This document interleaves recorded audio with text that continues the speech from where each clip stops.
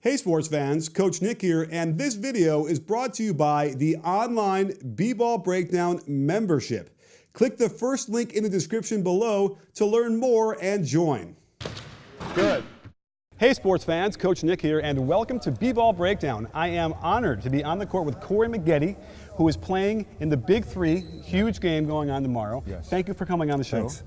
I thought we could talk a little bit about the X's and O's of 3-on-3 basketball, because it is a little different than 5-on-5, wouldn't you say? Yes, for sure, for sure. What's one way that makes it different for you? Well, first of all, there's 3 players. So, besides the 5 players in the real game, 3, you want to make sure that you utilize as much space as possible. And, we can go over it the way you want to go, Coach Nick. But for me personally and our team, with Coach Nancy Lieberman, we really try to isolate a lot of our action from the top. Okay. And we use these 2 elbows as points of origin where we can get to our sweet spot. And so if I'm here, if this is myself or Katino Mobley or Glenn Big Baby Davis in this position, we want to try to isolate majority of our mismatches, right? So if it's a bigger guy here in Big Baby, Coach Nick is myself, and he makes this pass to this position. Now, if it's a big player here, you want to have Coach Nick use the speed cut, fake towards the middle, come back for a speed cut towards this position. Now, he can either get the basketball, right? Yeah. Which now, if it's a big, he's not going to switch. Right. So now he has an easy layup. Now, if he does, that person switch, this gives a position where the smaller man is on this bigger player, which he takes one drop step and goes to the basket. Now, I'm a triangle offense coach. Okay. This is what we call pinch post. Pinch post, yeah, I'm sure did you run that in the NBA too? Yes, yes. One of the most lethal things, and you know what, we don't see it anymore in the NBA. So what I like about 3-on-3 here is that you guys are getting back to the essence of the game, I would say, right? Okay, we have a little elbow action there. Any other kind of actions that you might need to talk about, like your favorite thing to score? Are we talking about ISO for you, or are we talking about anything else? Well, a lot. Well, this can go for any one of our players, because I think we have the personnel to be able to do it. For me, per se, I love this position. It gives you a chance to get a head of steam going downhill to get to the basket.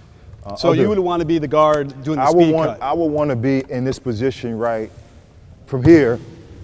Where now I'm in this position, I can make the pass. Right. I'm going off here for the attack. And if they try to stop, you can stop for a quick pull-up at this position. You keep going, Coach Nick continues to move. Now you have a pass for your big. Right. All right. Love it. Yeah, so that's one of the positions that I like to get to. If we were to incorporate the third player out of this action, how do you guys like to attack using that if this is all going on this side? So we use your terminology, which is which is the pinch post. So if Coach Nick is here at the top. Yeah, you want to put Brian on the pinch Brian, post? you come in. Brian is in this position right here because he's a big. The next player will be over here in this position, because now this person here has open reign to do whatever he wants, right? So if Coach Nick makes this pass, makes this pass down, he uses the speed cut, he comes off. Now this player has the position to make a play.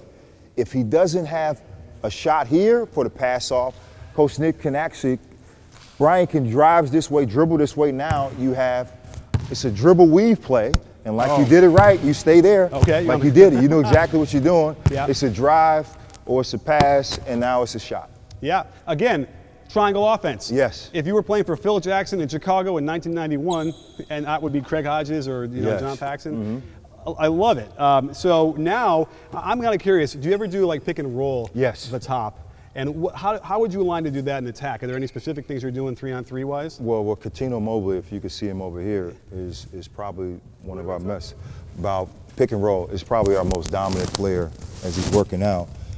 Kat, could you tell us exactly positions where, from a pick and roll standpoint, where you want to utilize the best position to score?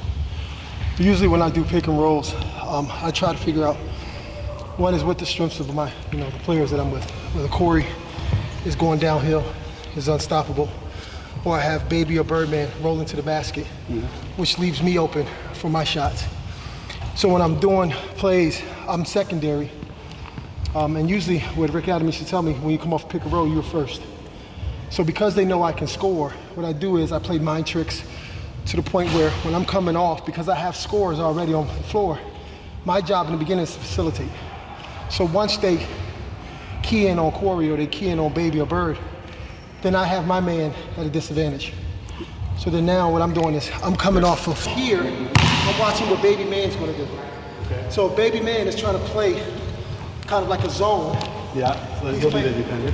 He's playing like a zone. He has gives me space. Yeah. So now when you roll, usually when you tell a big man, he's picking for me. When you're big man, what you do is open up to the ball. So boom, now you're rolling. Yeah. So my man's on my butt. Yeah. So he has to figure out he's defending Baby. Yeah. So if you don't have Baby, if you're on me, if you guard me, boom, it goes to Baby. Right? So if you're not guarding me, now I'm to the basket. Yeah. And I see Corey coming.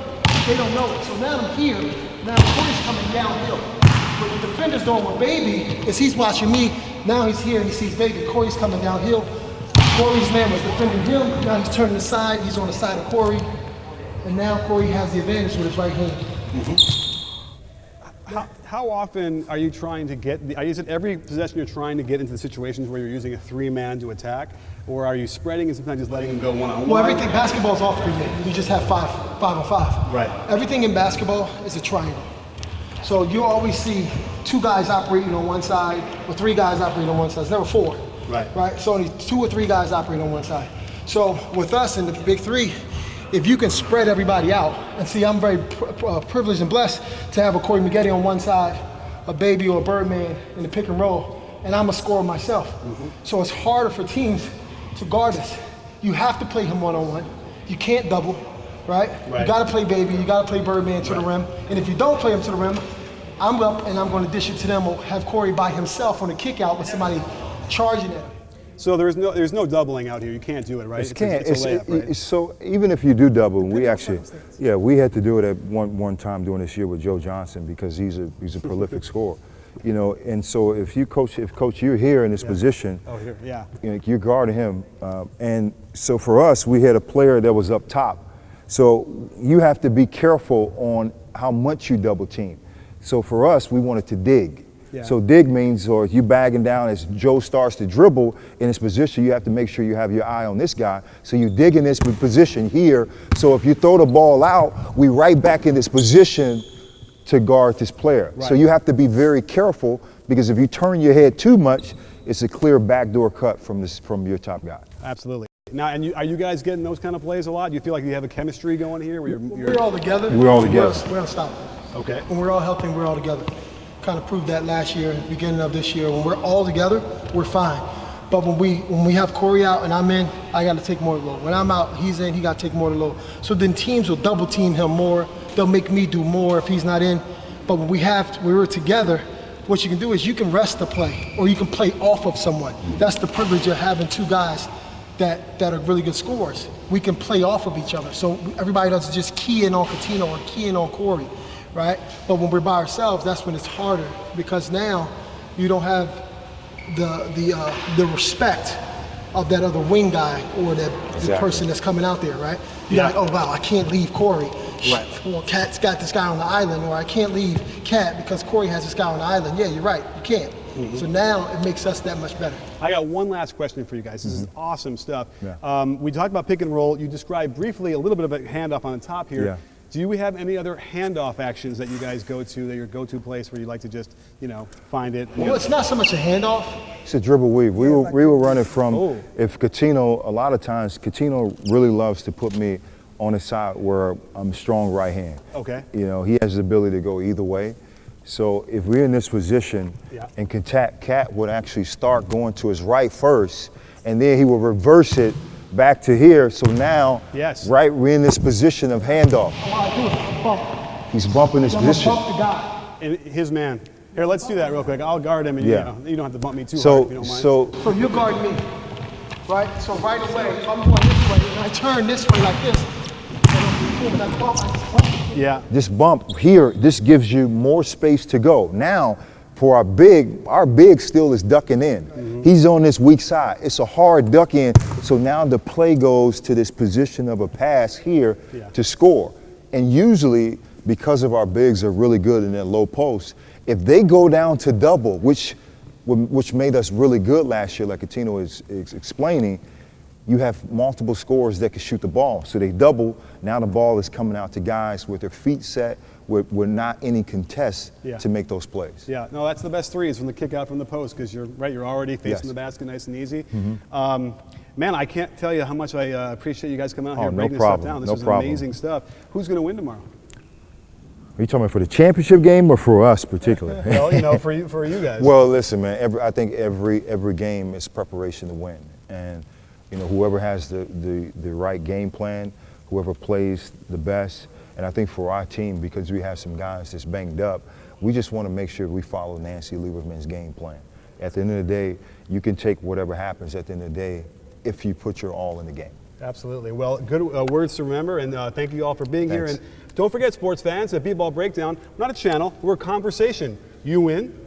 Are you guys in? I'm in. I'm in. Sports fans, Coach Nick again, and thanks for watching. If you enjoyed this video, then I've got a new online basketball membership where I share with you the best of what NBA teams are doing to help you be more successful on the court. Click the first link in the description or the pinned comment below to learn more. And don't forget to like and subscribe and let me know how you feel about today's video. Check your settings to make sure you get notified each time we drop a new one. After all, at B-Ball Breakdown, we're not a channel, we're a conversation. You in?